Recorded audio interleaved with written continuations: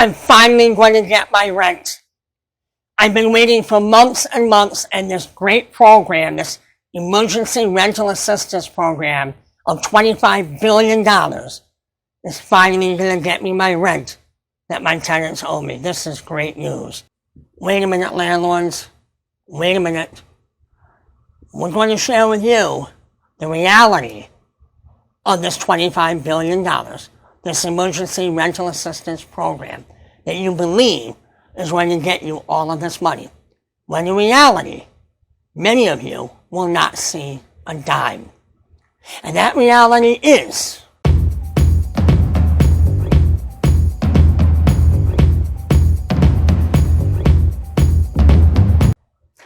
this is the Landlord Advocates, where we help landlords become better landlords. I'm your host, Matthew Lyman. Welcome. Landlords, this $25 billion emergency rental assistance program is meant to cover rent arrears, utility arrears, ongoing rental for a few months, 3 months, ongoing rent for 3 months for some who might qualify. It is to cover electric and gas. It is to cover water and sewer, trash removal, fuel oil, propane, whatever may apply in the rental unit that will cover. That's what it's supposed to pay for. But we have to examine, how does the tenant apply?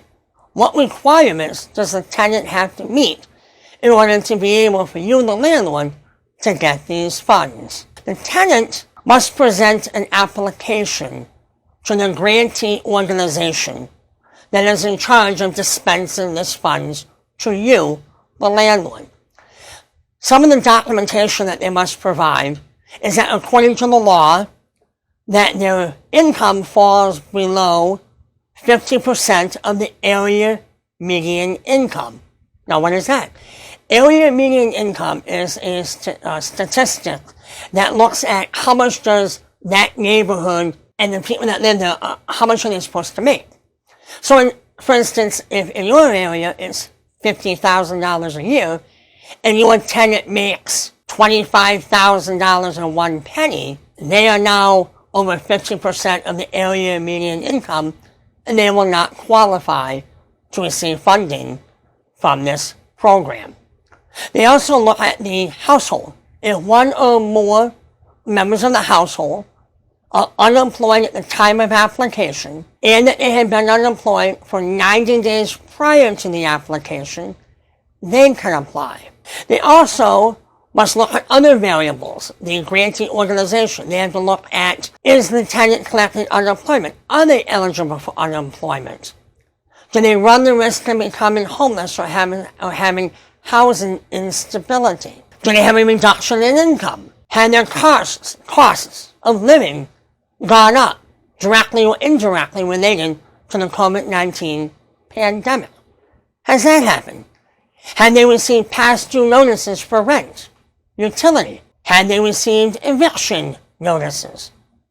Also, they must provide 2 months worth of wage statements, pay stubs, unemployment compensation paperwork. That must be all presented to the organization, the grantee as they're called, and the grantee will examine that to determine whether or not your tenant qualifies to receive funding that will go to you. Now, there are some tenants that do not qualify. If the tenant is receiving Section 8, they will not qualify for rental assistance. Utility assistance, yes, provided that the federal government is not already paying for it, such as the HEAP program, the Home Energy Assistance Program. If the tenant lives in a complex, a municipal housing complex, where utilities are already included, they will receive nothing. If your tenant is receiving local and state public assistance grants, they could qualify, so long as those grants are not paying the rent already that is being sought to have being paid by this emergency rental assistance program. So basically, tenants who are receiving Section 8, whether it's being in a municipal housing complex or a private complex that you own, they will not receive any funding at all. Now, this application process, none of us know what the application is, because the application is determined by the grantee organization. Now that means there could be hundreds, if not thousands, of these organizations across America that are charged with examining the documents and determining how much money you will get. We don't know. But you, as the landlord, can apply for this funding. The tenant can apply for this funding. But there's a catch. And this catch will irritate you as well. You, as the landlord, can apply. But you must have written permission from your tenant to apply for this funding. If your tenant says, you're not going to apply, I, as the tenant, am not going to apply, you, as the landlord, get no money whatsoever. Now, let's say the tenant applies. You apply. Everybody's happy. We're going to apply for this money.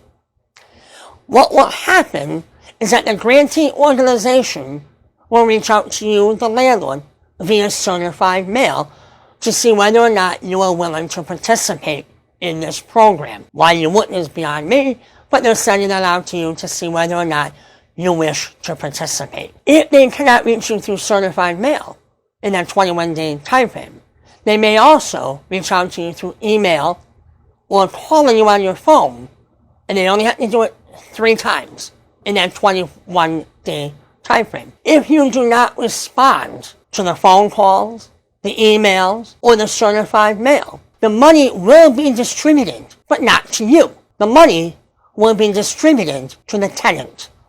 The tenant will receive the money that you are supposed to get.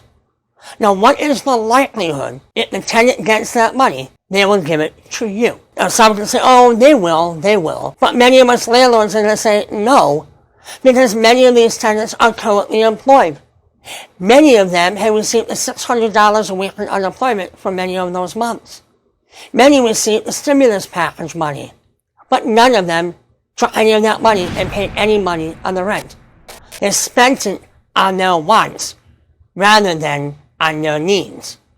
And the tenants walked away with lots of money, and the landlords walked away with nothing. Now, the irony behind this frequently asked questions pages that the government put out, is they have determined that the area median income is 80%, but the law says 50%. So we at the Landlord Advocates are going to go with the 50% rather than the 80%. But here is a sentence that the government has suggested to the grantee organizations that they follow. When structuring their program, grantees should consider how to best minimize any incentives for the non-payment of rent or utilities by potential beneficiaries of the program. This is something that we landlords have been saying for months. The governments have incentivized tenants to not pay the rent because there's no ramifications for not doing so. So now the federal government is telling the grantees to go ahead and make sure that you don't incentivize the tenants to take advantage of this program. But yet it has been okay that the tenants have been taking advantage of many landlords across America for months. That's just wrong. That is just wrong. Now, landlords, here's the other thing. This program, the dispensing of this money, has to be done by December 31st, 2021. That begs the question, since the government believes that many landlords are going to be compensated for this rent, does this mean that the governments may extend these moratoriums until the end of the year? We truly hope not. We truly hope not. Now, landlords, there's another bit of information here that we're going to give you, moving on, that should make many of you very angry.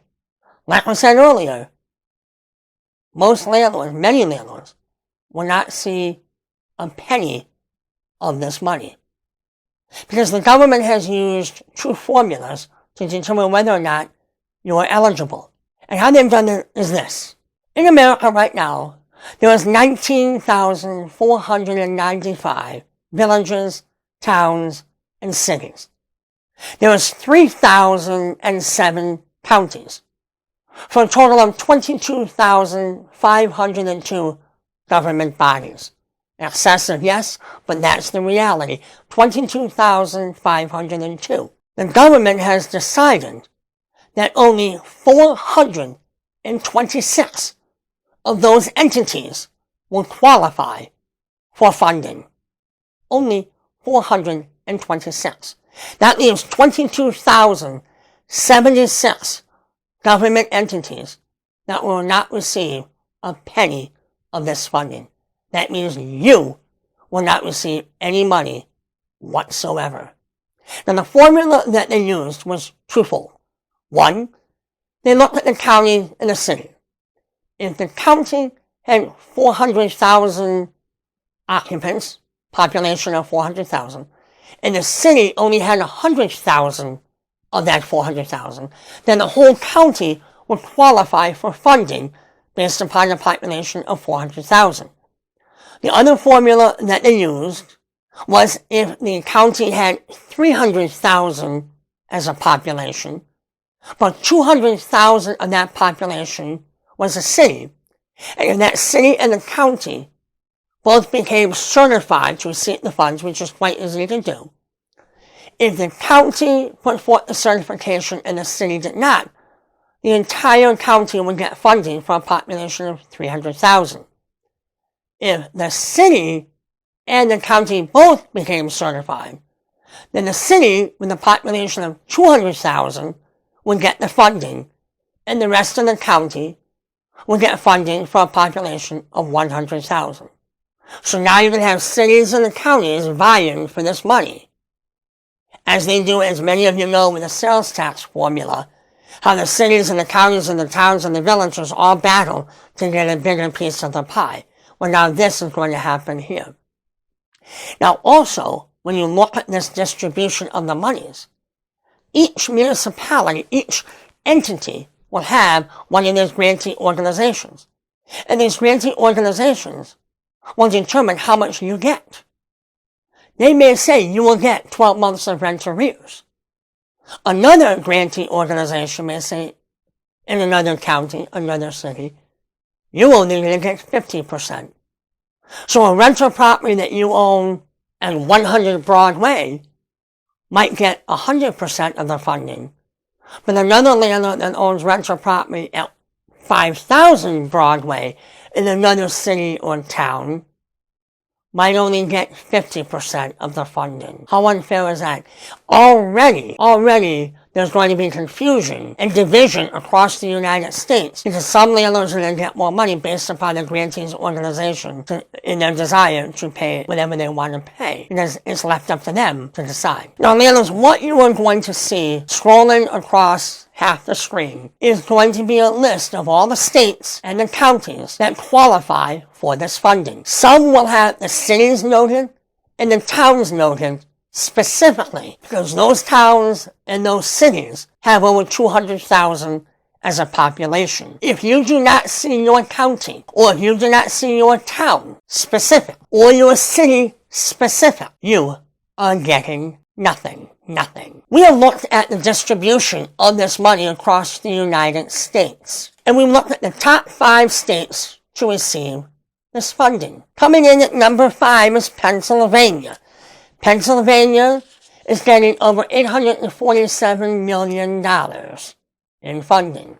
Coming in at number 4, the state of New York. The state of New York is getting over $1,282 million. Coming in at number 3 is the state of Florida. Florida is going to be getting over $1,441 million.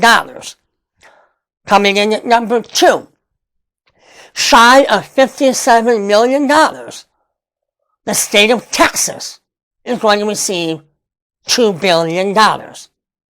And we all know the state that is number one on three. 1, 2, 3.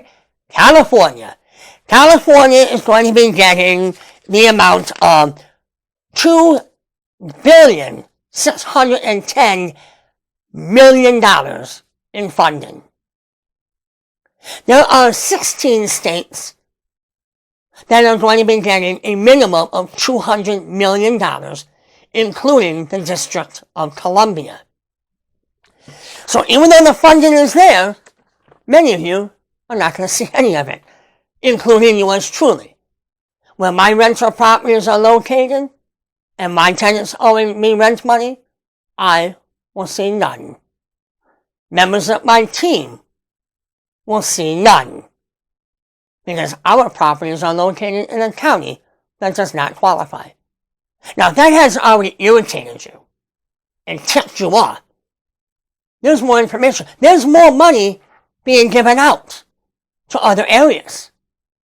And those other areas, unbelievable. Those other areas, American Samoa. American Samoa is getting over $9,682,000. The Northern Mariana Islands is getting over $10,400,000. The Virgin Islands is getting over $21,300,000. Guam is getting over $33,600,000. And the last that is getting $325 million is Puerto Rico. Those territories of the United States are receiving all of that money. They're getting it. Now, Puerto Rico has a population of 3,193,694, and they're getting $325 million. As you can see, landlords, this is quite unfair. And we're sorry that we had to burst that bubble, that hope that you had that you were going to get all this money, that you were going to be made whole, and all of that. But as you can see, for many of you, that's not going to happen. For those of you that it is going to happen, we are happy for you. Us landlords are happy that you are going to get some money. But it's not fair across the board, because many of us do not qualify. Even though our tenants owe us rent, we're not going to see a dime. Landlords, we are very concerned about this. We are also concerned, are the governments going to extend these moratoriums? We hope that they do not.